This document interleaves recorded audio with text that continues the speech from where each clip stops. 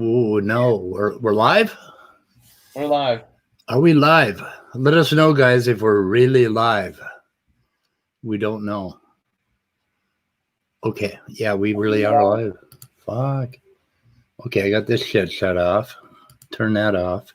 Cool. Anyway, sup? What's going on? Sup? We invited Gavin Hurleman. Much That's up. I don't. Should I invite everybody? Why not? It's supposed to be a thing. Apparently. YouTube rejected your comment. This is fairly common when sharing a link. You may need to share the link another way. Fuck you, YouTube. I have a wrench. This is my channel. What? Don't tell me what I can and cannot do with my fucking channel. Share the link another way? What the hell is this? I don't know. Try that. What? It's still rejecting me. Let's see if I can do it. Hold on. Do you got a wrench? Yes, I do. Maybe I don't. That'd be kind of weird, wouldn't it? I don't know. It could be weird. What kind of world do we live in when the owner of the channel doesn't have... I can actually remove myself. I have the power to remove myself. Wow. But I don't have the... What the hell? It let you do it, right? It did. I have a wrench. I have the power. Yeah, what? I could block you if I wanted to from... Below me. Oh, you should hear the fucking thing I did today with Siri. It was just amazing. I wish I could. I wish I could basically get it online. I think I'm gonna post it. Huh? Did you and Siri have a fight? Oh my God! I've got it on my Mac and my phone. So if I say, "Hey Siri, set an alarm" or something, my Mac and my phone and the Mac will say, "I can't set an alarm here. Would you like a reminder instead?" And then it repeated it over and over again. And I said, "Siri, shut the fuck up."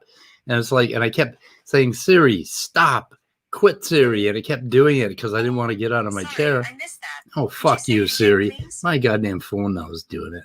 What? Shut up. Anyway, so then I finally said, "Siri, suck it." And Siri said, "Okay." No shit. I mean, I tried everything to get it to shut up, but when I said "suck it," it said "okay." It's like, God help us when God help us when AI learns emotions and learns how to respond violently with emotions. I know. It's like, well, the first question I ever asked Siri is, we were driving home from the mall with my first iPhone from the Mall of America, and I said, "Siri, I need a drink." And it said, there are something about a rehab center or something near me or something like that. It was interesting. And then it started trying to counsel me and tell me that there was a suicide prevention line or some fucking thing. And it was like, what? And so then the next thing I asked, I said, "Siri, I need a date," and it just came up with this whole list of fucking sex shops and all kinds of stuff. It was my first interaction with Siri. It was pretty wild. For some reason, none of our friends are showing up. No, we normally have friends. At least I'd like to think so. I mean, yeah.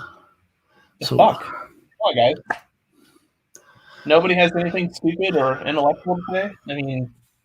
P. Mars. Should I let P. Mars in? It's an equal opportunity. If we just get tired of him, we can always kick him, so... Okay. I'm your neighbor. You're my neighbor? Yeah. Like, are you like right down the street? Like right next door? Well, I live in North Dakota. Oh, that's... Dakota. Okay. That's a hop. That's a significant difference for me, Florida. So, what part of North Dakota? Like, I'm in Fargo. Oh, you're in Fargo. Yeah, you're close to the border. That's close enough. Yeah, I mean, I referred to myself as a Minnesotan one time, and then this Minnesotan got really offended. But it's like I lived right on the river; I could see Minnesota from my window. So Well, that's fair, I guess. I don't know. We like to forget about the Dakotas, though. I don't know. I was there a couple times. I hitchhiked across South Dakota. That was interesting and frightening. Gavin does bear a striking resemblance to this character in Office Space. I think he does. I know. It's too scary. It'd be too scary if it was a coincidence, but it's scary enough like that they share that much of a resemblance. Oh, there.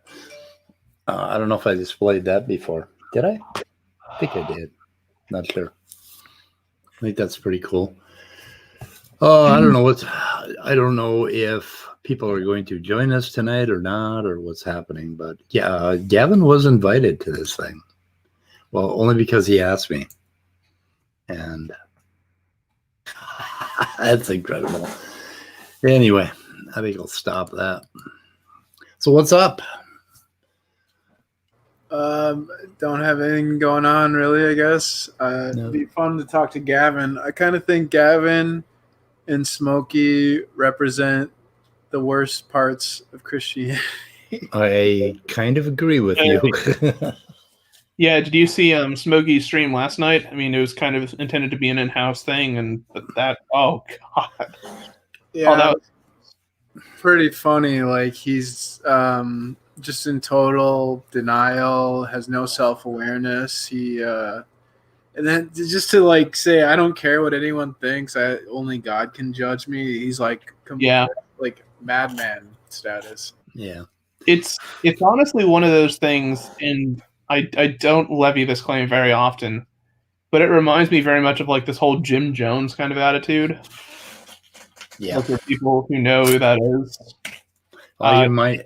I compared him to a Charlie Manson kind of leader, and I met a guy like that once in northern Minnesota. He was running a commune back in the early 70s, and he had this. He looked like Charlie Manson, and my friends, all of my friends, were like staying with him, and he was flirting with their wives, and every night he would gather us all in his cabin and preach to us. And I went there, and I don't know, we went out on some, I guess I won't talk about the acid trip, but anyway, he became acid with Charlie Manson. He became very offended with me because I wasn't quite following his leadership, so he rejected me from the cult. But I mean, it was just fucked up. There was some shit going on there that the first thing he would do is drop his pants and show your wife his nut and bolt, which he had on the cheeks of his ass. And this guy was a piece of work. And I detected that whole cult-like scary feeling. And then he got these guys to go and rob cabins for him and do all kinds of shit. I have no idea whatever happened to the man. No clue. Yeah. But I'm guessing prison happened. I don't know. There was some bad shit. So, too. I mean, we had the morning report, then we had that thing at 11. Yeah, this is my fourth thing today. So I understand the parka now that you say you're from Fargo. That big Eskimo parka. Yeah. This is what I wear in the winter, right, to go to the store. Yep. Yeah, I'm from north of Duluth, Virginia Mountain Iron area. That's where I grew up. It was pretty fucking cold up there when I was a kid. Oh, right on. 45 to 50s below. Jesus Christ. I got a cat chasing a mouse. Loki, I can't help you. Find your goddamn mouse. The bad thing with Fargo is the wind. Like, there's no mountains and there's no trees. It's just the Great Plains, so the wind gets pretty nasty here. It's deadly. Deadly cold. If you're thinking about adopting new pets, don't have mice and don't allow them to breed with each other, because then your cats will just have a field day 24/7. I got one dead one laying on the floor, and I got one live one running around my feet. You might want to throw the dead one away at some point. I always keep the dead one for at least 6 hours and congratulate them because they like that. They're very proud of their catch. But Are possums like related to like mice at all? I say that possums know how to play dead. Maybe the mouse is playing dead, is what you're telling me? Maybe mice know how to play dead. I don't know. Not so much. No, they're not good at it. All right, time for another strange question for Wikipedia or for Google. Well, go ahead. Mice know how to play dead. So anyway, the interesting thing, Smokey went after me because I rejected James Tour. And he said, James Tour is a PhD, and who are you to reject him and all that?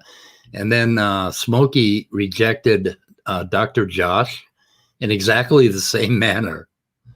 And he didn't see any irony there or any conflict, basically. Apparently they do. Yeah, he's play dead? Apparently mice will occasionally play dead. Well. Oh, okay. Yeah, Smokey likes to project his own shortcomings onto others, I noticed. Yeah, I think so. He likes to project his failures like in all aspects of life. I mean, the whole, you fucking degenerate trash clown piece of hot garbage, abortionist, loving, whatever. I had discerned through the Holy Spirit that Smokey had issues with his mother. Yeah. And he revealed on the stream last night that this is in fact true. He referred to his mother as cold. So, yeah. Did you hear the analogy he had when he went to university, evidently? Yes, on the fucking tray. And yeah, that story was, I didn't really get that, but. What was that about? It was about how, I'm going to get nailed for saying this, but, essentially, like the university he went to make a long story short, had a very strong issue, like with people putting their trays. Yeah, that one. Shit. Yeah. And the solution the professor had was to like go off on a very harsh, like round of insults and slurs towards this woman. Yes, and do you believe that happened? But anyway, that was pretty powerful. I mean, he made a good point about psychology. I mean, the thing is, right? Shit, 1, 2, 3, 4, 5, 6 people alive. Jesus Christ! I think he's trying to justify his behavior. Like what he's doing, his behavior is wrong. When you're having to do these long explanations to justify why you're behaving away, it's probably because you're not behaving the correct way. The thing is, right? Like I've been to universities, and at like the mess hall, there's like hundreds of people there. So like. Most times you have enough staff that can keep up with like people not exactly paying attention and stuff like that. So maybe he went to like one of like the Bible Belt colleges. I just don't know. I can't imagine a college that would allow that kind of shit today. Where is Gavin? Where's Gavin Gerleman? He is not arrived yet. We're waiting for you. He is not arrived. I hope Anthony Maurice comes in. Somebody needs to get a hold of Anthony Maurice, tell him to bring his little coward ass in here. So he got bounced today. I already know. I was wondering why he was being. I was wondering why he was being so much of a bitch in Otangelo's live chat earlier. Everybody was being nice, except for him and Leo. What did you say to get bounced? I didn't get bounced. He got a warning. You got a timeout. Yeah. I got timed out. Oh, that must have happened because I came back. I ran to the bathroom and came back and ended up leaving because Red's rhetoric went live with more evidence that Kyle Curtis lied about or forged documents that he submitted to the court to try to recover the non sequitur show from Steve McRae. So I didn't know I got timed out. I left the stream, I guess. Oh, so yeah, you and Tony got timed out at the same time. What did you say to Tony that got you timed out? I don't know. I don't know what it would have been. That's why. That's one of the reasons. So, and I'm going to be honest here because I give credit where credit's due. Out of the brotherhood, the room that I like to go into the most is Smokey's, because Smokey has, you know what, the guy does have thick skin. He's not going to sit there and mute you and time you out because you said something he doesn't like. He's going to address what you said. John Maddox will just mute you. Yeah. But will time you out. Numerous other ones like Praise and all them, they'll time you out. They won't engage with you because they don't have a response, so they just use their power against you. Smokey doesn't have thick skin. He can't handle any criticism. I mean, he does in a sense that he's not gonna just mute you or kick you or time you out when you say something he doesn't like. He might react a little reactionary, but he's not like everybody else, or at least a lot of other people. When they're challenged, they just like, if you go into LPP's rooms and you challenge him, and press him on it, he'll just mute you. He's done it to me. He's done it to other people. I've seen. Yeah, but hang on a second. If you ask LPP questions, what'll happen? And he did this to me. He did this to Seuss Donim, I think his name was, when he was in the stream for the after show with the "Does the Soul Exist" debate between R and Ron T Jump and the other two whose names I can't bother to think about right now. But it's like the guy was asking legitimate questions, just trying to generally understand LPP's position and where he's coming from. And he asked, I'll be honest, it was a good question. And I was expecting LPP to give or maybe struggle to, but he would still give a response. But he just said, "You're done," and muted him, because that's all he does. They can't stand being challenged. Okay, hang on a second. Otangelo has rules on his channel, and his rule is he doesn't want any name calling. He wants to keep it clean, and that's his right. Loose on what name calling means, because didn't he threaten you, Speed, because you said you called somebody a clown?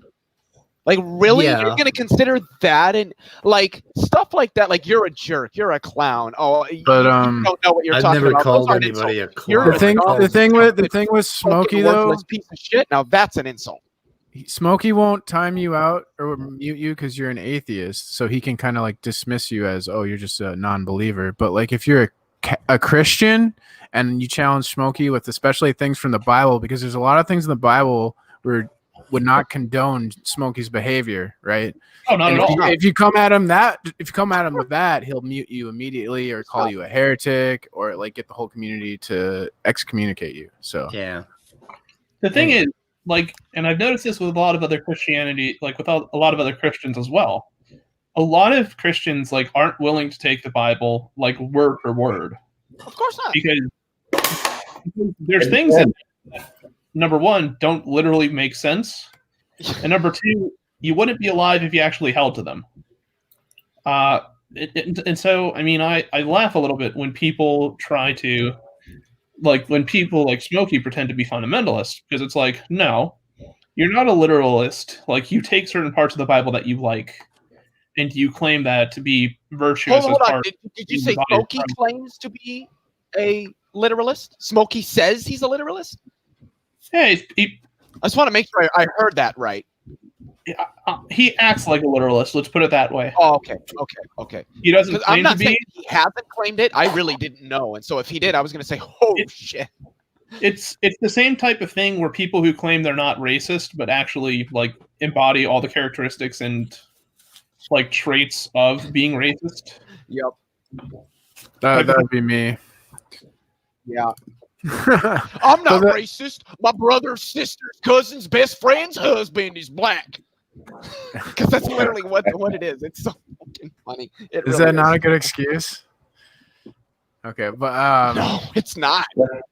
Well, I was gonna say about Smokey, like this was brought up on his show last night, where Jesus went around criticizing the Pharisees a lot, right? And the Pharisees are people that are just like Smokey and Gavin, is these people who take scripture and doctrine so seriously, and they're judgmental of others, and they use doctrine to make themselves feel superior to others because, oh, I'm behaving I'm morally superior to you. And Jesus criticized those people like the most, and Smokey's behaving just like that. So it's just like I don't know, he read the Bible, but I guess he doesn't care about what's in it. Well, if I remember right, like the and besides the whole the parents trying to prevent their children from seeing and sitting with Jesus thing, like that was one of the things he condoned as being like those who are the least of ye, like on the earth. Yes. Like the people that are essentially poor, the lame and the destitute are the ones that shall inherit the kingdom of God. Yeah, because the Pharisees, to their defense, I mean, what they were doing is they were trying to preserve their culture and protect laws they viewed as sacred towards classical Judaism. Can I make a comment really quick? Go ahead. Just really, really, really quick on something. I'm assuming that's Vesta Freya is how that would be pronounced. Correct me if I'm wrong. Yep. The last thing that was up there when they said people with high SAT scores, which is not a measure of intelligence at all. No, the closest test you could get to a measure of intelligence is an IQ test. And those are not the be-all, end-all. I'm not saying they're the be-all, end-all, but they are reliable. And I would say professionals. The best measure of intelligence is heads up. They are reliable. Heads up, no limit poker. That's the best measure of intelligence. Yeah, there you go. I can sympathize with that one. So Standing for Truth had a debate with okay, I guess they had trouble with their stream. Oh, so it didn't happen. Where's Standing for Truth? Why doesn't he come in here? He's having a debate with Neffy and David Neff versus David Neff. Okay, so the flood. Yeah, Neffy free versus David Neff. Yeah, it's Neff versus Neff for the flood. Like we know for a fact that the Earth was never globally. Now, if you want to argue for a regional flood and some dude who built a boat and maybe brought his own farm animals on it to like go someplace else, and then this was greatly exaggerated into the mythological story that we know today as Noah's Ark, that's great, because that's what I thought. Like, there was no point when I was even a devout Catholic that I denied aspects of science. I knew that the global flood had never happened. I knew that evolution wasn't true. At the time, I did believe that maybe certain aspects of it might have been guided by God, but I didn't. Where the hell did Midnight go? He always comes in and then drops out. Anyway, I mean, we know for a fact that the Earth was never globally flooded. We know that. You cannot deny that unless you have no understanding of history whatsoever. Or physics. Or archaeology, or physics, or chemistry, or geology, or meteorology, or pretty much every relevant scientific field we have. Right. The thing is, like, I wouldn't doubt there's enough water in the universe to cover the Earth entirely. Oh my God. There's a quasar that's got more water in it than like 12,000 Earth. No. Oh, what was it? No, it was 12,000. No. Oh, Jesus, what was it? Because it was something times 10 to the something power water that's on Earth. And it was like an asinine number. Yeah, I mean, like, it came out like quadrillions upon quadrillions upon quadrillions more water that's on Earth. So, yeah, I mean, there's plenty of there's a lot of water that's underneath the Earth's crust. Mm-hmm. It's still not enough to cover the surface completely. Yeah, and even then, I mean, even if you were to go as far as to say, okay, let's take all the and consider all the water vapor present in the atmosphere as well. It's nowhere near close enough, to cover the entire Earth in that much water. And the thing is, the way what's so hilarious too. It's it depends who you ask about, how the particulars of the flood actually came to be. But the flood, along with the tectonic activity, was supposedly harsh enough to give mountains and other geological structures the intricacies they have. Mm-hmm. Yet, right? And I emphasize the yet part of this. Yet somehow or another, animals that were fossilized during the global flood were preserved in it. And let's forget about the fact that fossilization requires a period of drying, an immense heat and pressure for them to be formed. But how does fossilization even work in a pre-flood world or in a flood world? Yeah, it doesn't seem to make sense. And the sort of the mixing that we always hear supposedly happens is not reflected in paleontology. Well, they always want to say, "Well, we can see that fossils are mixed." No, literally, we fucking don't at all. What the fuck are you saying? Well, what you see in the fossil record and paleontologically is essentially it's a stratified layer of biological organisms for the most part, each of which represent a new layer of complexity within evolutionary time. Yeah. Yep. Did I miss the Gavin part of this Gavin open mic? We don't know where Gavin is. If anybody's got his email, Smokey's email, LPP's email, or a way to get a hold of him, somebody tell them that we're here when we are more than willing to let them in. We're not going to mute them, time them out like they might do to us. We just want them to come in. And I mean, P. Mars is here. Shit. He's got balls. Hey, P. Mars. P. Mars, at least from what I've experienced so far, seems like a good guy. I mean, the Rage doesn't like him, but I got to be honest. I haven't really had any issues with P. Mars yet. That could change. I'm not saying it will. I'm not saying it won't. It could. Yeah, as long as you're not a young earther, you're fine in my book. Like people like Fuzz Rana, who are old Earth creationists, are so much easier to have discussions with. They just are. Yeah. Because all the preliminary shit that we already know is either true or false. You don't have to go through that. You know, you could just get right to the nitty gritty stuff. I would love to have a conversation with Fuzz, just to pick his brain, just to see how he thinks about things and stuff like that. Not even really a debate.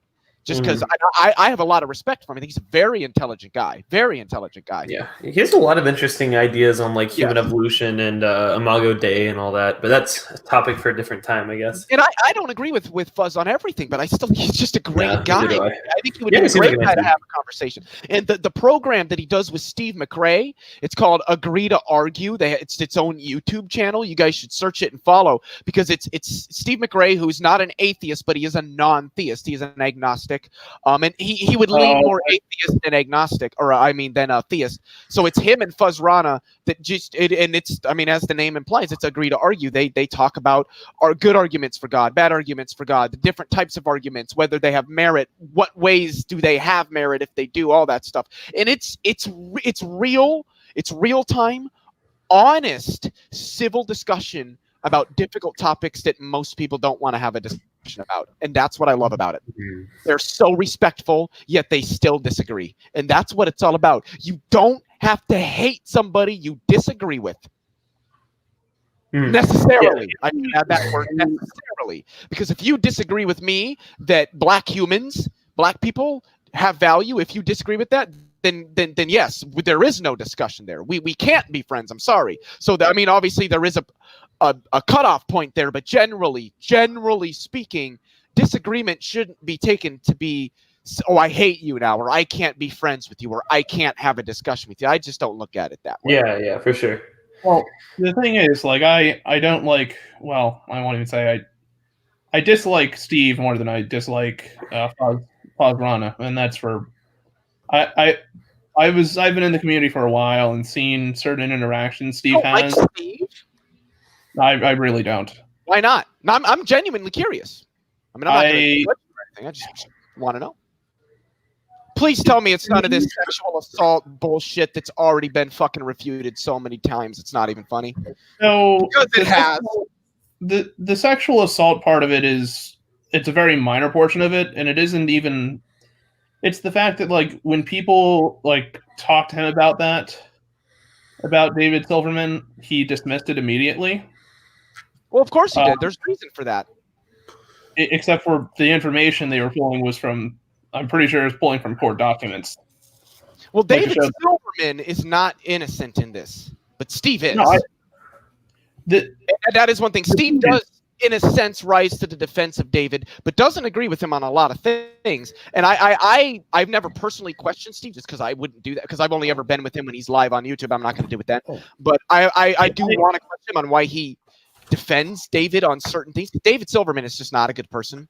But Steve never sexually assaulted or harassed anybody. All this shit that's going down with the non sequitur show and Kyle. I mean, I can't tell you how many streams Steve's done, that Cheshire Vic's done, that Red's Rhetoric has done. He's got OPT Lawyer, he's got Booleaninator, all these people, sweet heathen, that have testified and none of this is true. He's got screenshots, he's got court documents, he's got text messages. Yeah, that's not even. He's got all of that showing that he has not done anything wrong. And I can understand why he might be a little unbearable, because he presses his points, and when he makes a point and you can't answer it, he'll press you on it. But I'm the same way. Yeah, that's not my issue with Steve either. The issue I primarily have with him is it might be that it's changed like recently, like his behavior, like with his channel. But it's that when I was part of the channel, a lot of the times, like Steve wouldn't contribute very much to conversation, except to make very generic points and to kind of. Is this like, non-sec, or is this the great debate community? Just to clarify. This is on his own channel. This is what? This is on Steve's own channel. Oh, this like the actual Steve McRae YouTube channel. Yeah.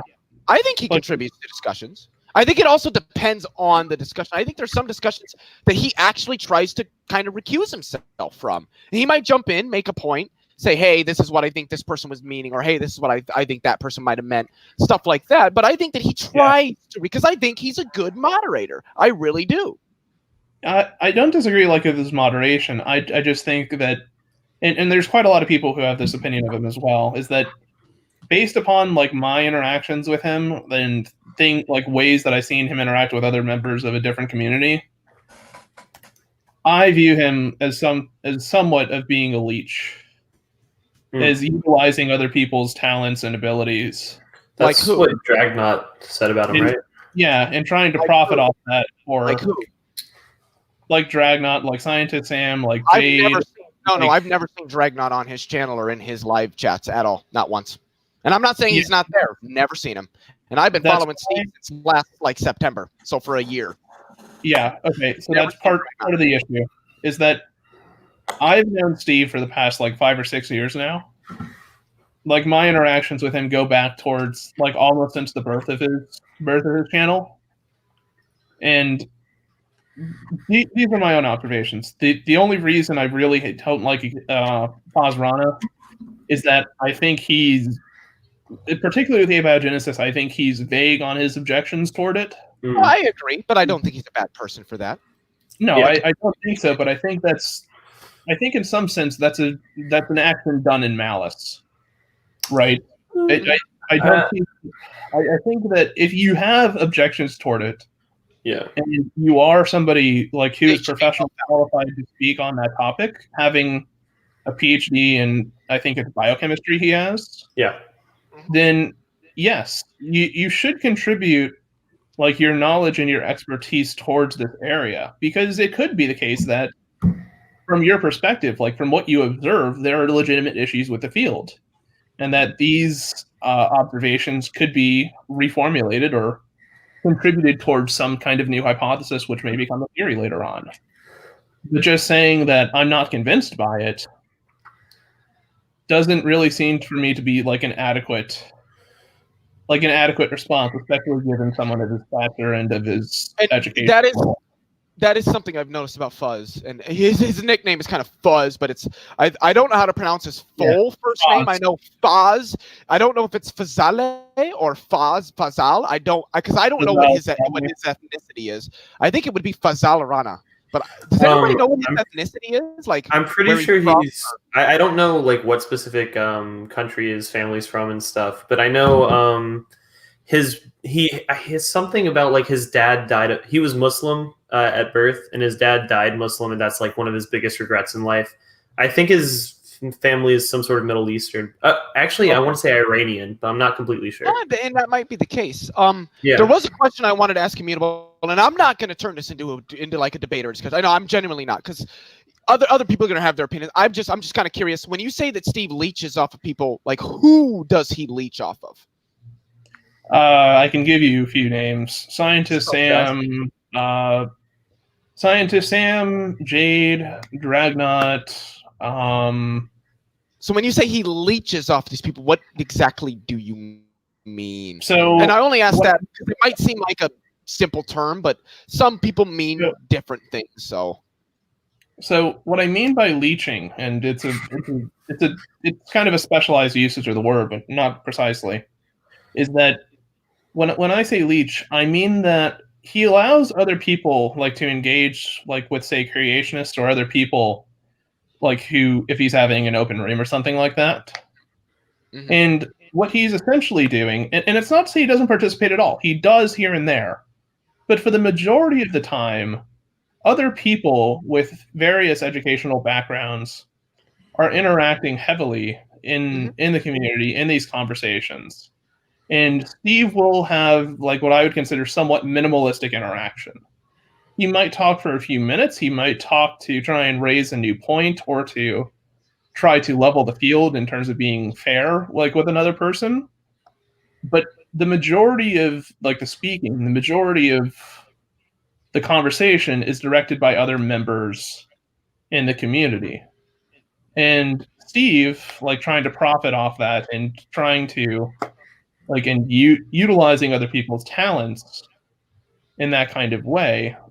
And at this point in time, I'm not sure it was necessarily set in stone. I don't think other people were completely aware of the fact that Steve was profiting off of this at a very early time, that people began to view Steve as being a leech, so to speak. Well, I mean, what's the difference between that and like James from Modern Day Debate? Yeah, that's the thing. Like, right. Steve purposefully recuses himself. Like, he'll bring people in, have a discussion. He's even said it. Sometimes I'll just, kind of be quiet. When a discussion goes on and there's like 2 or 3 people having, I'm not going to jump in because I don't, that's between them. Yeah, I'm hosting it, but if a discussion breaks out, I mean, I could see where somebody might think that's leeching. I guess for me, I don't really see that as leeching so much as being kind of that guy who's like, people come on my channel, you guys can have discussions. I might jump in, I might not. I might just let you have discussion. Like, it would be like saying that Speed is leeching off of us because we're all in here. Because let's be honest, Speed, when we have like stuff like this, a lot of us kind of, I mean, he might jump in here and there, but he's not. And it's not all the time, but there are a lot of streams that we do where he's not as active as other people are. I think a lot of people do that on YouTube. I don't necessarily think that means that somebody's a leech, but I think that there are things that somebody could do that would relate to that would indicate that they are actually trying to leech. I object to the leech. The channel Leo. That he's made the channel Steve has made the most money from, he's never actually seen the money from it, and that was the Non Sequitur show. He does make money from his own personal channel, but it's not much. It's never been much. He's even said the money that I made from the about year and a half that we did at Non Sequitur is on par with, if not exceeding, at least once Kyle kind of took the channel from him, stole it, so to speak. I don't know why I'm putting that in quotes, because he actually did. From the time that they started that to the time that it was stolen, not to the present moment, that channel, that the amount of money that he would have made, about $30,000, was more than he's ever made on any other channel he's ever had on YouTube. I really don't think that he's in it for the money. I really don't, personally. So I'll wrap this up by saying. So I'll wrap this up by saying 2 things, which is, first of all, the reason I involved like the whole thing about finances is not to like make it about an issue of scale, but it's a matter of in principle, right? Yeah. If you are earning commissions, or if you are earning like some wage by means of interactions and people interacting like with the ads using Google AdSense to that system. And part of like that economic engine is other people interacting, right? To, in essence, to kind of fuel your wage, no matter how small or how large it is. Those people, by being part of that, have some rights to the wages that you're making in principle. Otherwise, it's non-consensual, participation in the channel. Like it's releasing to disclose information in regards to the intent of a channel. And that's part of why I take the issue with it. But the other reason is the fact that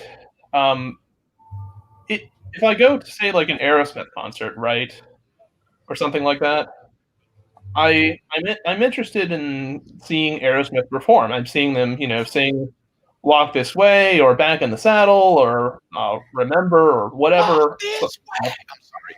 Yeah. Whatever song like they're going. I'm sorry, I had to. No, I know. But if I were to hear like Led Zeppelin at an Aerosmith concert, I'd feel kind of ripped off. And so I can tie it back home, right?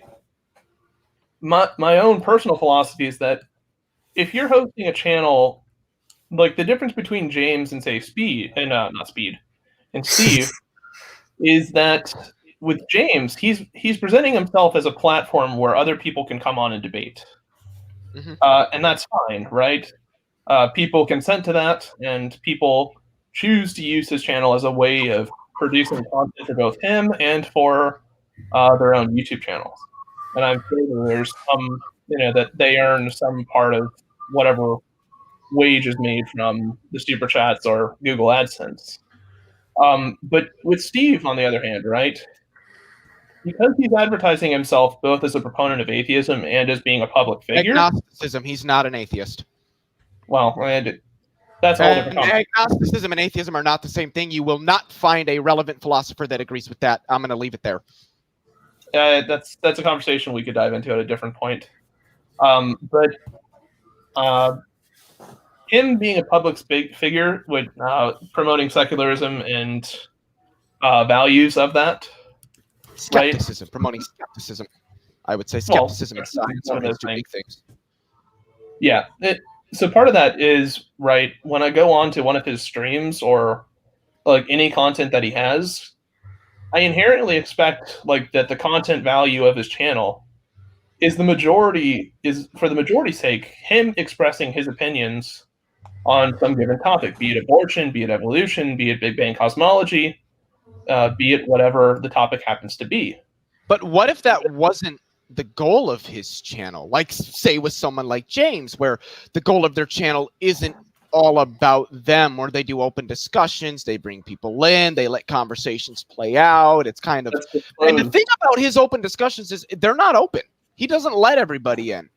Like me, I don't get links to his. I've been in a couple of his rum and coke nights that he does on Saturdays. I don't get a link to that. I have to ask him on Twitter for it, and he doesn't give them out to everybody. But there are times where he'll be engaged for 40 minutes in a stream that's 3 hours long, and then for the next hour and a half, he might not be engaged. So I don't think that he's the kind of person that brings people on and is like, well, I'm going to let them engage, and I'm going to sit on the back and let the viewers come in and let me profit. The one thing is, like, when he's got super chats on any video, he always reads them. Always reads them. Always. Well, sure, that's being polite. Yeah. And the thing is, again, he's even stated he's not in, and I believe him. He's not in it for the profit. And I don't think that he is, because I honestly don't think he makes that much money from it. Who is Steve? Yeah, Steve McRae. Steve McRae. He was in the Navy. He's got enough degrees. I can't remember if he said he's got not degrees, enough credits to get. I thought he said master's in nuclear physics, but it might have been an undergraduate degree. The guy, when it comes to like mathematics, nuclear physics, I mean, Steve is a real smart guy. But another thing is his whole thing is he collaborates with professionals. He's got John Kroon, who's a PhD astrophysicist, that comes on his channel.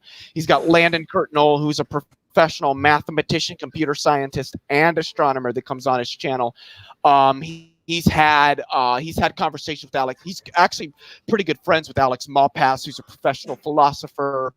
God, who are some other people that he's had on? And now he's got his thing with Agree to Argue that he's doing with Fazrana.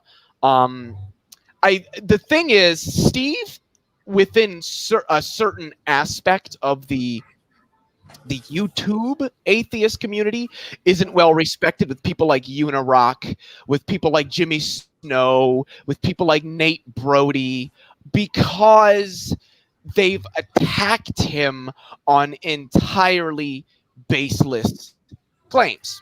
I can understand why he doesn't like him. I can understand why they don't like him.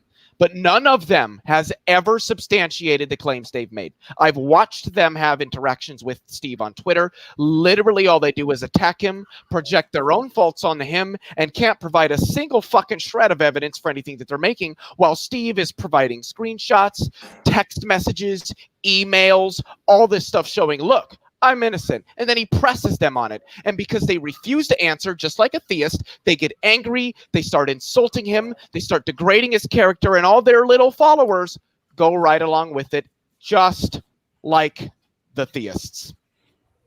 With Nate, he's gone over the court documents, and he's expressed more or less. And he's gotten a hell of a lot wrong. He's a lawyer. You do know that, right? The court of North Carolina, where all this stuff. He's a lawyer. That doesn't mean he automatically knows exactly what he's talking about, because OPT lawyer, who was also a lawyer, has pointed out, and there have been screenshots and text messages, all that stuff that have been shared, showing that no, he's getting it wrong. I can't give you the details. I can give you the videos that Red's Rhetoric has done. I can give you the videos that Cheshire has done. And I'm sorry, Nate is misconceptualizing a lot of information.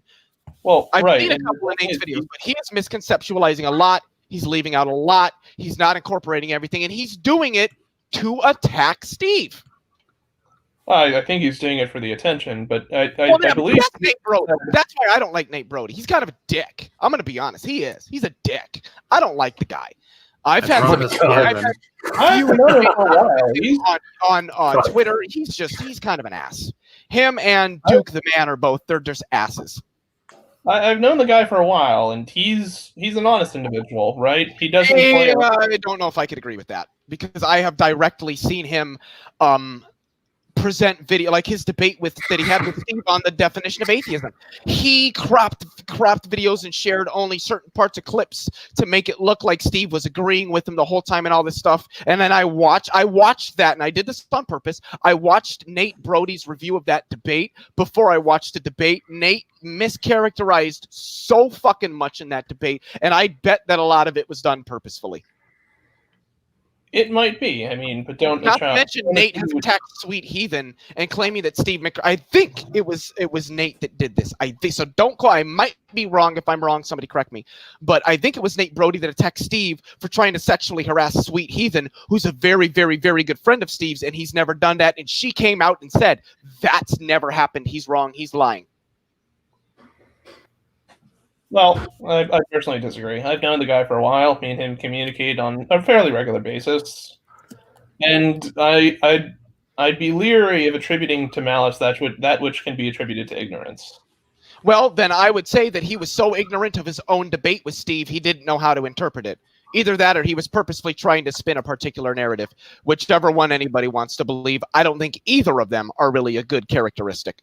But let's move on from the whole Steve thing, just because I didn't want to turn it into a debate. So overall, I would agree with. I understand Immutable. I understand. I get it.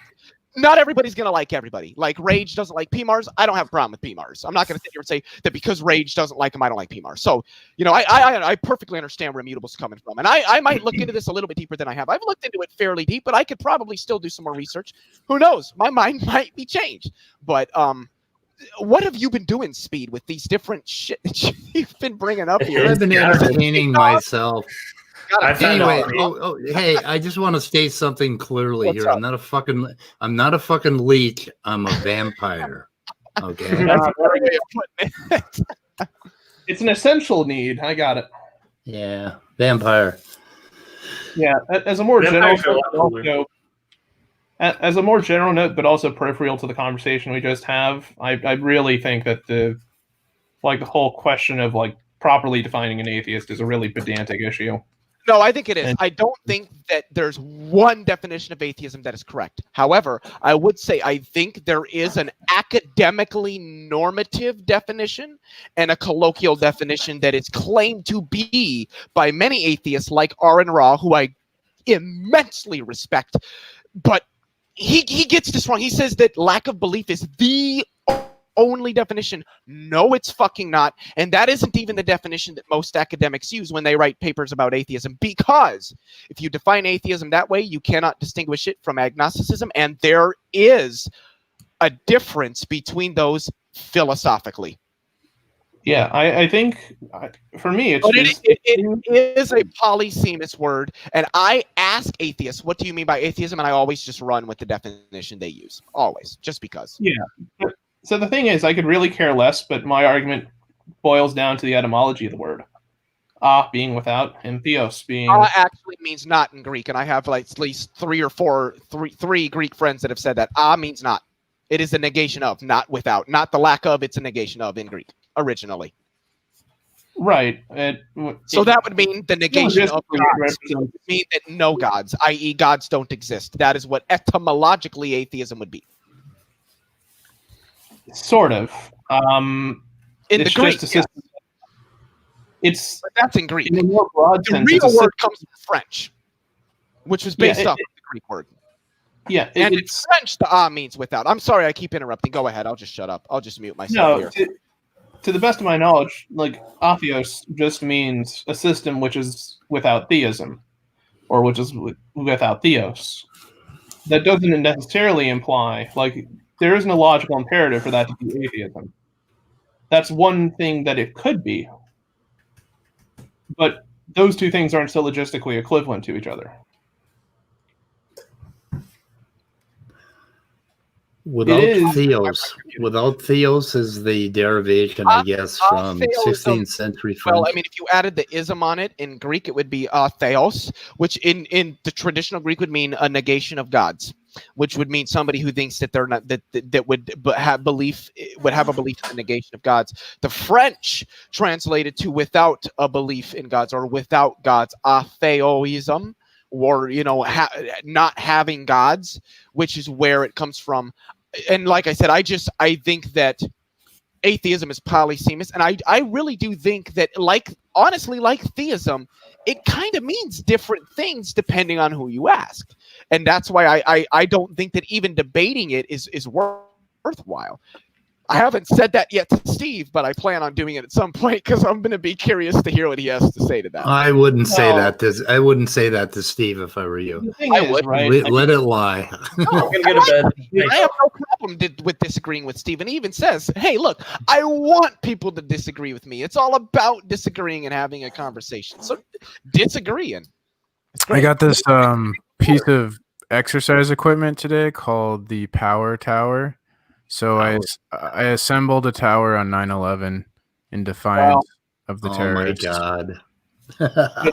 So yeah, like my thing is that I accept the definition of the whole thing of like without belief in God, because that's something that characterizes like my own set of beliefs. But the more common definition being a positive belief that gods do not exist is something that I don't hold to. I wouldn't say that it's a more common definition. I would state that it is the first word I'm about to say is the important one. It is the academically normative definition. And that is reflected in both the Stanford Encyclopedia of Philosophy and the Internet Encyclopedia of Philosophy and the Cambridge English Dictionary and the Oxford English Dictionary and the Encyclopedia Britannica. The only thing I would caution against using that, right, is that whenever you reference like a dictionary or something like that, the definitions of a word don't define that word itself. They describe the usages. Depends on whether you're a prescriptivist or a descriptivist. Yeah, I think words are inherently descriptive. They're described. Exactly. And that's me. That's Steve. But quite frankly, Aaron Ra takes more of a prescriptivist, where the definitions prescribe the meaning of the word rather than describing the meaning of the word. Because he has said in his blogs that he's written on Patheos that the only correct definition of the word is lack of belief in gods. The reason I think most atheists take that definition is because it automatically includes all non-theists as atheists, which makes the atheist camp look bigger. I honestly think it's politically motivated to make their I think that, and I think that's reflected in the fact. Well, number one, Aaron Ra has almost essentially admitted that. Randolph Richardson, who is another guy who I have a lot of respect for. I like him a lot. He's a great guy, but he's the same way, where he thinks that atheism is like, because he always says, well, if somebody says they're not a theist but they're not an atheist, he always says, oh, but you're not an atheist. Okay, so which gods do you believe in? And I think that's just a false dilemma. False dilemma. Because I'm sorry, philosophically speaking, all atheists are non-theists. Not all non-theists are atheists. And that is a fact in philosophy. A fact. Yeah. So fucking fact. I think Aaron has a valid point, like in practical terms, because the claim of God does not exist, right? Okay. No, I'm still here. I'm going to be listening. I'm going to move downstairs really quick. Yeah, go ahead. I had a question about this. Yeah. So I'll make my point and then I'll let you speak. You haven't made your fucking point yet? Hold the fuck on. But my point with that particular dialogue is that the definition where it's stated that that I believe gods do not exist is one that's philosophically it can't be substantiated to a sufficient degree. Whereas lack of belief or having non-belief is something that's philosophically justifiable. Fucking atheism is philosophically justifiable. The belief that there is no gods is philosophically justifiable. Anyway, No, P Mars had a question. So are you guys like trying to justify the fact like you don't have to, you're not making a claim, so you don't have to like provide evidence for the lack of belief? No, it's kind of like it's kind of like when you think about it, like when you're born, there are things that you don't believe because you don't know them. So that's kind of where they're coming from, and some people will basically stand behind that, but I don't. I will make a positive claim that no God can exist. So I justify it. But so I mean, it's kind of weak that people are trying to get out of it. Yeah, when you really think about it, cowardly, like Matt Dillahunty or whatever. I don't think he's cowardly at all. I think he seriously, when you think about it, if you don't know something, or you don't, or there's something you just don't believe in, you don't necessarily have to have do you have to have a reason for not believing in something? I don't know. Well, the thing is, it's like, to me, it's really hard to prove something, right? Right. Even something that we have evidence for, it's hard to prove stuff. It's just, to me, it's easy to sit there and go, well, I don't believe your claim. That's easy, but then it's hard to actually prove a claim. So I just feel like it's a cowardly position. I don't know. Well, yeah, it's kind of a trick of dialogue, right, or of rhetoric, to say that, okay, you guys got to bring us evidence, but it is kind of true for people like me who have never had any access to that kind of belief, that I sort of it's like, why would I believe it? You know what I mean? I kind of get a little triggered when people use the word proof, because to me it's something that's there's no proving anything other than in mathematics. In logic, it is possible to prove certain things, but the only things that can be proved are hyper idealized. We're talking like the colloquial definition of the word or whatever. Yeah, for even in that case, right? The issue, like with philosophical atheism, like at least as the way it's commonly defined, is that you can't prove something does not exist in a logical sense. Yeah, you can. I would challenge you to do so. It's quite fit within philosophical context. It's what you can show, for instance, is that it's likely that something does not exist. Right? You can provide arguments. Oh, okay. I see what you're saying. Yeah, it's a black swan thing. Right? Yeah, never mind. Yeah. The thing is, you can do mathematical proofs, which are symbolic logic, and you can prove things very, very with certainty. But that's only because we've devised a system with axioms. But when it comes to filling in those values, those P's and Q's, that's where it gets kind of dodgy, Yeah, precisely. And that's the other thing, right? Is that in a practical sense, you really can't prove or disprove anything according to that definition of proof. What you can do when giving evidence, in the way I define evidence, is any set of data that is that concords with one hypothesis over any other. So it goes beyond science. Right. Can I jump in here really quick? Go ahead. So the first thing I heard, number one, atheism in the academic sense is the belief that gods do not exist. It isn't necessarily an assertion that that's 100% certainty. Number two, that can be substantiated. I can substantiate that in 4 simple points. And it wouldn't just show that gods likely don't exist. It would show that absolutely nothing supernatural likely exists. So that is what I would consider an epistemically defensible claim. So what I would wager, and kind of like I was saying a few moments ago, what I would wager that somebody can do is they can provide evidence towards the non-existence of something. They can provide evidence which says it's likely that unicorns don't exist, it's likely that dragons don't exist, and things of that nature. But logically, it is impossible to show to prove the non-existence of that thing. How are you using the word proof? In the logical sense or in the colloquial sense? Because in the logical sense, we all know what a proof is. Like it's 100% certain. In the colloquial sense, and this is even true in science, that there actually is a proof in science, and that is the same as the legal definition, where there is a preponderance of evidence indicating the truth of something beyond a reasonable doubt. So I would say I can do that for the existence of gods, or rather their non-existence. I can demonstrate it utilizing a preponderance of evidence that indicates that is more true beyond a reasonable doubt. Right. So scientifically, yes, you can. Philosophically, no, you can't. You don't need to philosophically. Ultimately, it's a philosophical claim. Right? I mean, sure, but we can demonstrate that general relativity is true based on the preponderance of evidence beyond a reasonable doubt, but we can't do that philosophically. Okay, but science is a study of the natural world, and God would be a part of the supernatural world. Well, so what does it mean to be supernatural? How can you use science to study the supernatural? So you're admitting that this is something that cannot ever be shown to actually be true. Then why should I ever assume that it is? Well, if you can't show it, how do you know it?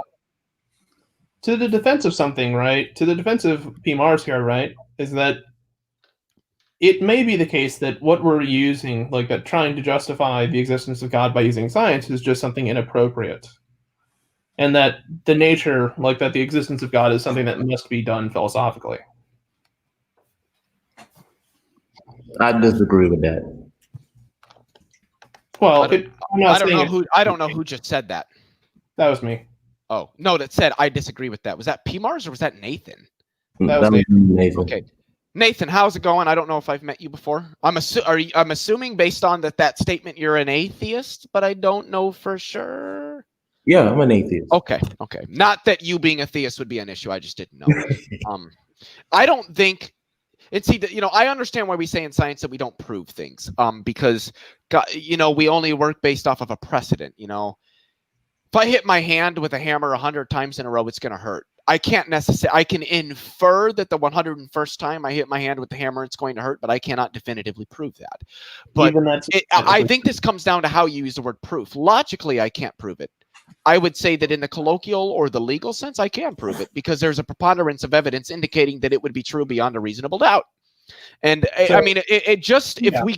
I go to google.com and I type in, if the fucking tab would decide to load, I type in proof definition just to see what pops up. Let me scroll down. Let's go to lexico.com, since that's essentially the Oxford English Dictionary. Proof is evidence or argument establishing or helping to establish a fact or the truth of a statement. So I don't think that proof, unless it is being used specifically in the context of logic, is ever 100% certain. I think it is, like I said, that it's that the preponderance of the evidence that we do have indicates the truth of something beyond doubting that truth being reasonable. And I'm sorry, we have that for general relativity. I would say we have that for God and anything supernatural. That's just me. That's my opinion. So people can disagree, and that's fine. So to me, right, the reason I would reject God is, number one, scientifically, or the way the Bible describes certain events that seem to be scientific, what we know about the world and what you can glean from the Bible in terms of its description of the world in a scientific manner seem to be at conflict with one another, unless you choose to treat certain parts of the Bible analogically. God damn it, Speed. Go other parts ahead, not, sorry. which is fine. But the other issue is that I don't see God as a concept that provides utility in the sense of having like explanatory virtue. And for that reason, that for me, it's something that it boils down to: if we have two systems, one of which does not utilize God and explains the things we see and provides relatively stable data and conclusions about the world around us, and we have the same thing, but you include God, then all there is just an unnecessary assumption that's existing because of what? Modernity? I don't understand like what the practical value of that belief is, if it has any at all. It does for some people. It gives them a sense of peace because the world is still mysterious. So and this is where I kind of have a hot take on things, is that if like what you're saying is that you're being moral for the sake of something else, like, oh, I'm choosing not to kill people, or I act the way I do because there's something in it for numero uno, there's something in it for me, right? That's it. In any context, that's considered an ulterior motive, right? That's not representative of the type of person you are. You're acting under the pretense of being rewarded. In this case, for the Christians, eternal life. Yep. That's right. And I don't believe in eternal life, by the way, but well, I'm referring to like more modern. I'm not trying to characterize it. Right on. He's speaking Marv, you said that? Yeah, he did. Can I jump in here just really quick? I saw a comment. This was several minutes ago. It's probably about 15, 20 minutes ago from Scott Duke. He asked me, what is the normative or the academically normative definition of the word atheism? So because I have this saved in my notes from the Stanford Encyclopedia of Philosophy, quote, the A in atheism must be understood as negation instead of absence, as not instead of without.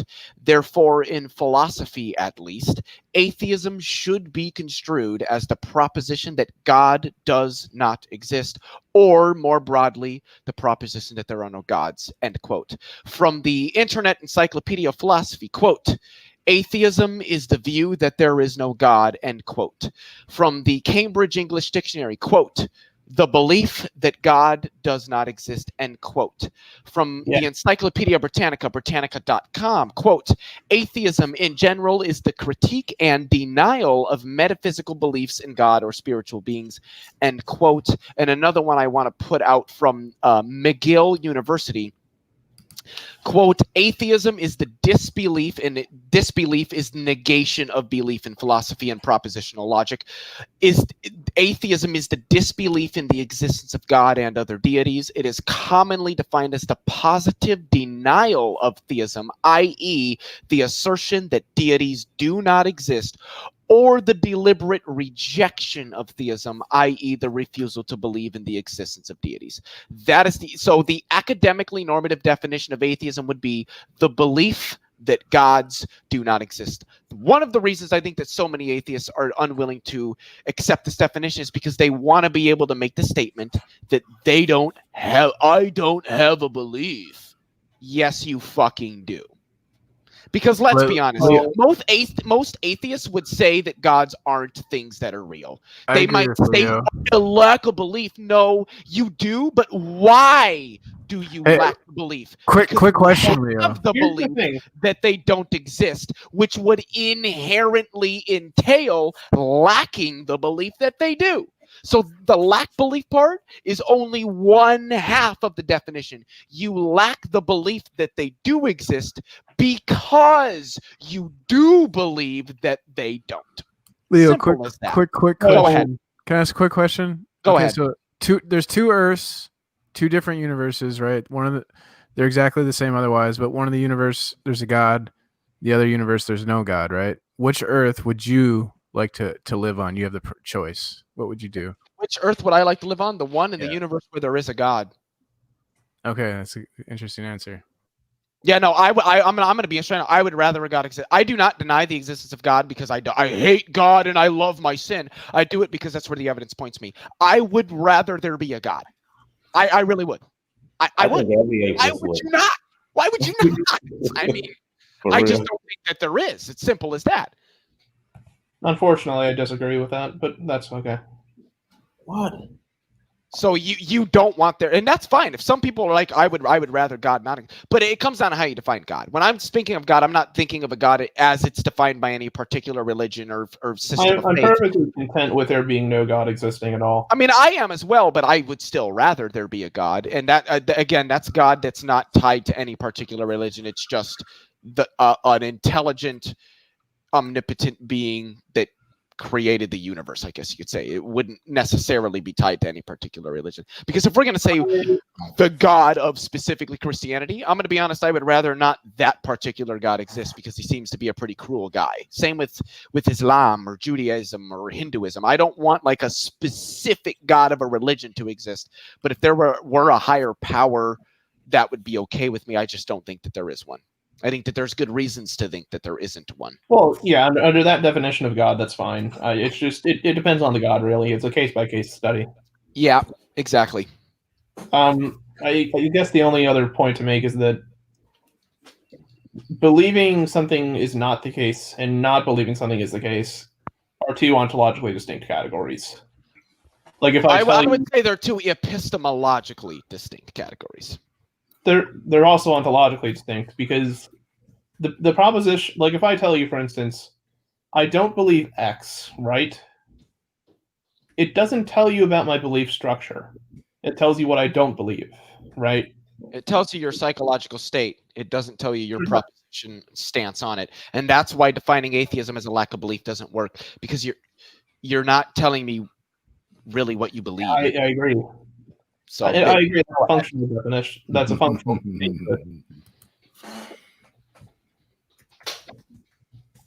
I really don't care either way, though. It's just what it is. There's much more interesting issues to talk about. I find myself more interested in solipsism. Yeah, debating the definition of atheism. I think, like in very particular scenarios, have those discussions if you want. Like with me and Immutable, we're not going to be yelling over each other and talking over each other. So, it's different in a lot of scenarios where that tends to be the case. But I think for the most part, ultimately, there are greater things to focus on related to that whole subject and what the word atheism means. And like I said, I think it's a lot like theism. What a person means when they say that they're a theist is going to differ between who you ask, and I honestly think it's the same for atheism. I think they're just polysemous terms. The thing is, like, and this is a hot take, I guess, I view conversations regarding like solipsism and nihilism to be infinitely more valuable than the conversation of what the definition of atheism is, or I would agree. Does a God exist or not? I would agree with that, honestly. Yes, I think that there are just more pressing issues. What does atheism mean? Well, you know what? I don't even care. There's other things that are way more important to discuss. I think. Yeah, I agree with that completely. Well, and a lot of people, I mean, they dismiss like solipsism and nihilism on the basis of the fact that they're just absurd claims. Mm-hmm. Well, they are. I don't agree with that. Although the issue being is that the way they're logically constructed, they're perfectly valid belief structures. Mm-hmm. They're unfalsifiable, which is a troublesome issue. But I prefer to think of them as tools to instruct people on the limits of epistemology and knowledge. Mm-hmm. That, like, what you claim as justification can always be challenged, and just be kind of leery of how militant you want to be when you say you have evidence. Yeah. It's so not Mars. Go ahead. How do you get around the eternal life thing, or what can you fill that in a little bit? Extrapolate. Elaborate, pontificate. Elaborate, pontificate, do all that shit, P. Mars. Are you with us yet, or did you freeze up there in North Dakota? Probably just waiting for us to shut up. Yeah, what the fuck is the temperature up there today? Did you have like 30 last night? Where does he live? Up in North Dakota. Up. Oh, Way up. you live there in North Dakota. Okay, I see ya. Oh yeah. Yeah, they Cut actually down talk them like there that in Fargo. pheasants, Oh, well, yeah, why do you think I'm doing this? I bet he takes his eggs side by each with a pair of toes. In Western Minnesota, they actually talk like that in some places. It's amazing. So P Mars is not with us. We put P Mars to sleep. Yeah, I'm making dinner actually. Oh, are you making 2 eggs side by each with a pair of toes? Making mac and cheese from scratch. Well, from scratch. That's the good part, isn't it? That's the part that matters. See, he didn't even notice the accent. No, I didn't. I think when he was in LPP on the stream that I was in, I think he said about once, and it kind of came out like a boat or something. He said some word, and I was like, "Is that guy from Canada?" Well, you know the Coen brothers are from Minneapolis, right? Yeah, and they made fun of Minnesota because they're fucking assholes. What's this all about? Yeah, what's a boot? There's a moose loose about the hoose. Yeah, Coen brothers are some of my favorite directors. They make really good movies. Oh fuck! Have you seen Blood Simple? That was their first film. It was like one of their really good one that nobody's seen. I think I saw it, but I can't remember. It was their first. I think it was their first film. That's where Frances. What the hell's her name? What the fuck is her name? Why did I lose it? Anyway, that's where she first came on the scene. She was about 18. But man, that was a good movie. Blood Simple is excellent. There was something I wanted to comment on. You had it up in the chat. I don't know if you'd be able to post. I need to go to comments and see. Just so I want to read it verbatim. I don't know when I'm going to be able to find it because it was up there a little bit ago. It's from Scott Duke. He said something about what would be the your best evidence? Argument? Yeah, against God's existence. Mine would be that God is claimed to be something that does not exist anywhere, does not exist anywhen, and is not made of anything because he's spaceless, timeless, and immaterial. So he does not exist at a place or a time and isn't made of a thing, which is exactly what non-exists. Because let's be honest here, if something does not exist, it exists nowhere for no amount of time and is made of nothing. Oh, show me something that exists that has a location in space or a location in time or is made of a physical thing. Because if it is, then it doesn't not exist, right? Obviously. So if something doesn't exist, it doesn't exist anywhere or anywhen, and it isn't made of anything. If that's what God is, then God doesn't exist. God is a non-existent thing. God might be a Boltzmann brain for all we know. Boltzmann brains aren't real. Statistically, they can occur. No, they're not. They're not real. Well, we've never observed one. We've never seen one because they're not real.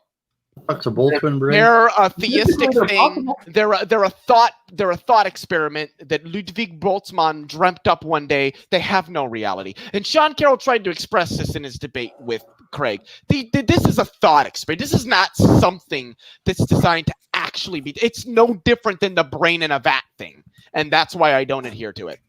Zero state energy initially was a thought experiment. Well, because of mathematics. Well, hey, we're talking about statistics here. But we verified that. We haven't verified Boltzmann brains yet, have we? Nope, because they're not real. Brains don't fluctuate out of a vacuum of energy. That's just not possible. Have you seen Maddox? What? The guy thinks that consciousness collapses a wave function, which isn't true. So why would I take what he has to say seriously? I mean, he's not the only person that thought that, though. I mean, yeah, but the most people that think that don't have degrees in theoretical physics. Do you need to?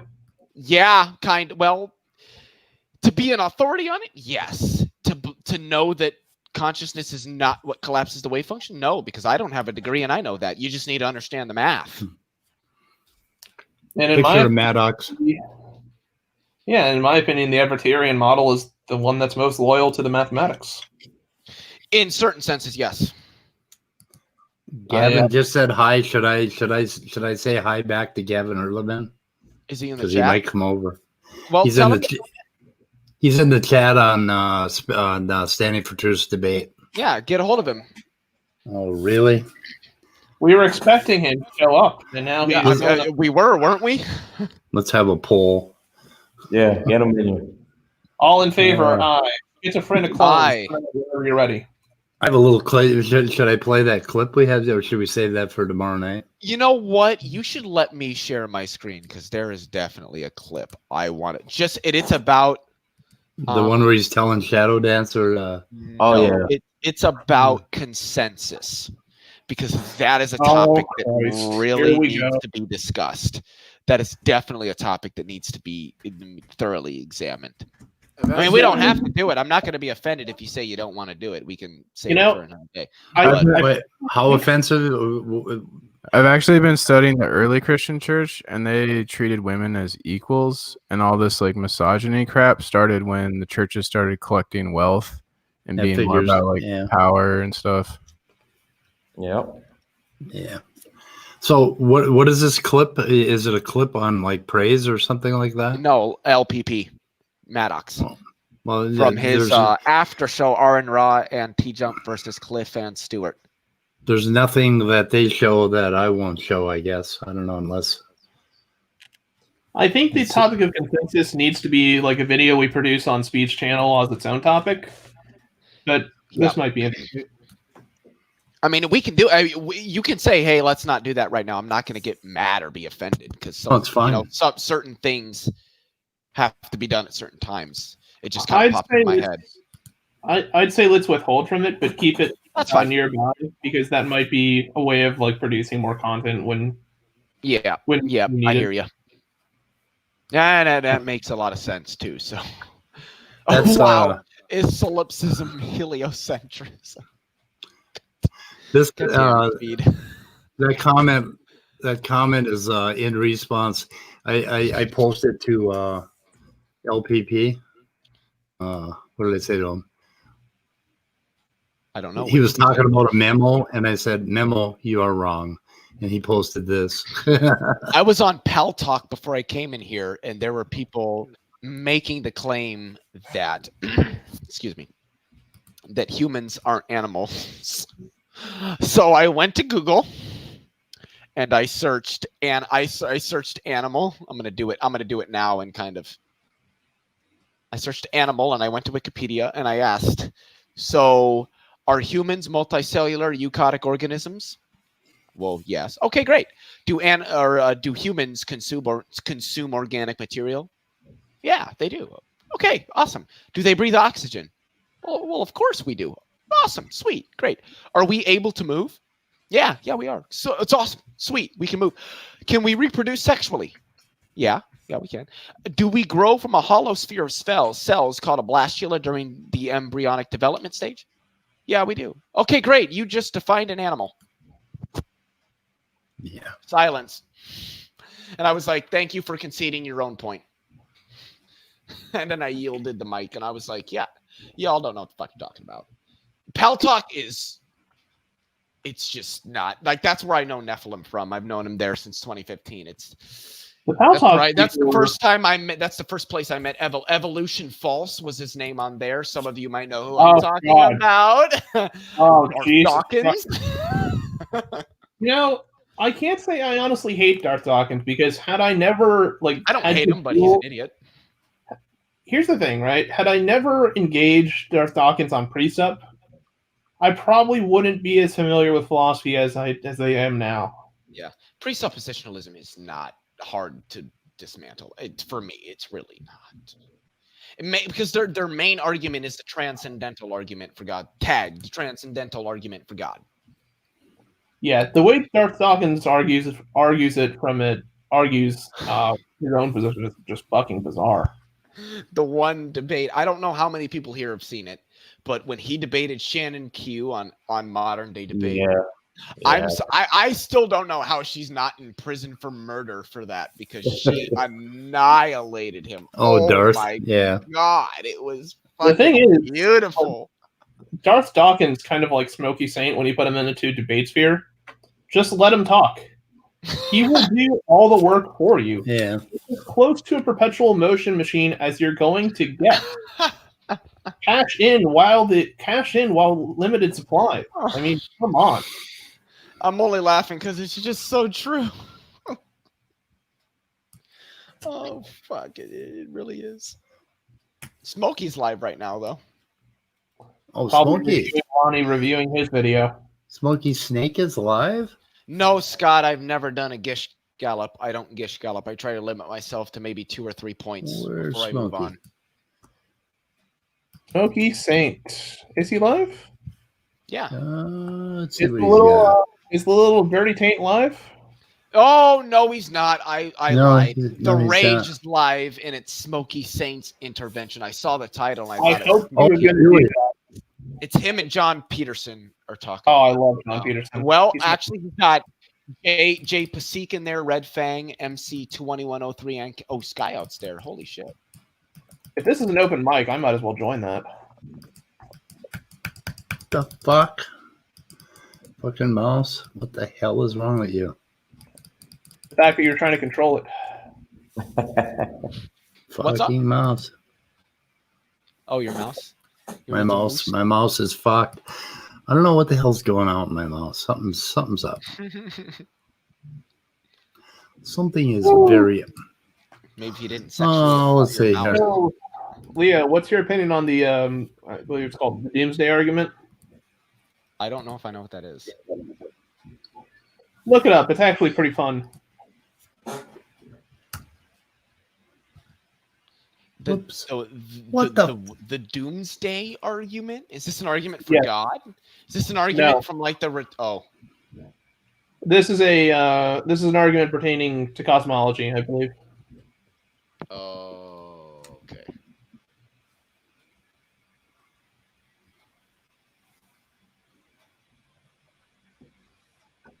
Actually, kind of fascinating. What the fuck is? Huh? What the fuck? What the fuck? What's up? I don't. It says the Doomsday argument is a probabilistic argument that claims to predict the number of future members of the human species, given an estimate of the total number of humans born so far. Simply put, it says Jesus, I can't talk. It says that supposing that all humans are born in a random order, chances are that any one human is born roughly in the middle. Yeah, that's not a very good explanation of it. Let me go off of Wikipedia to. I don't see any good. Academic.oup.com. Well, that's a refutation of the Doomsday argument, which is not exactly what I'm looking for. Huh. Here, let me link a. Back to Wikipedia because I can't find anything else that's half as reliable. Here we go. Let's go to aspects, variations, soon. Here you go. Check the private chat. Yeah.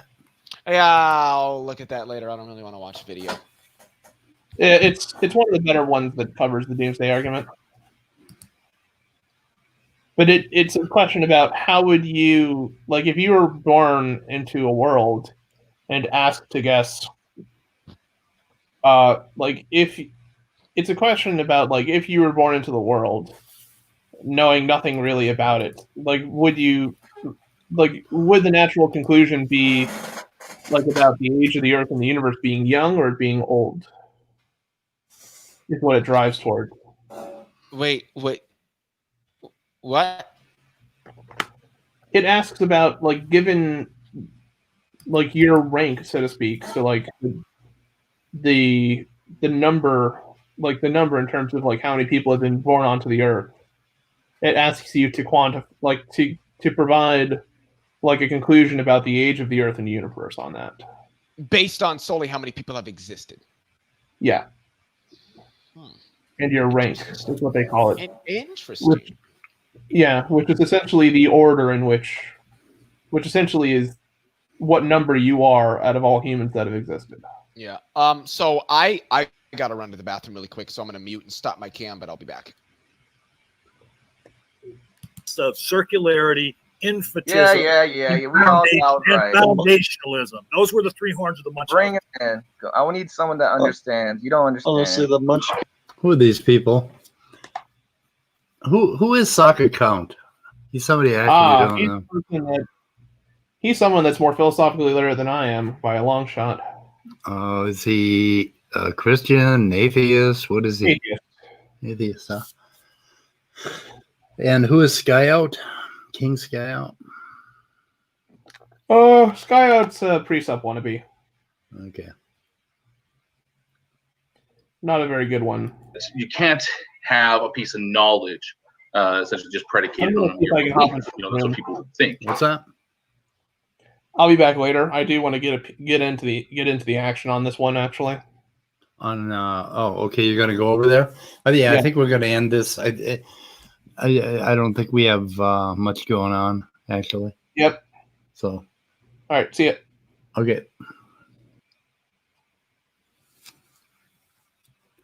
So I think we're going to end the live broadcast. P Mars, did you want to say hi? Yeah, can I porn bomb real quick before we end? Oh, fuck you. All right. Well, thanks for having me on. I'll see you later. You seem like a really decent person. Chris, the way people talked about you, I thought you were like a dragon or something. I mean, Jesus. Oh, what the hell? Well, I used to be debating in the flat Earth, globe Earth community, and I used to kind of just have this like angry persona. It was like a joke, but yeah. All right, anyways, okay. Have a nice night, guys.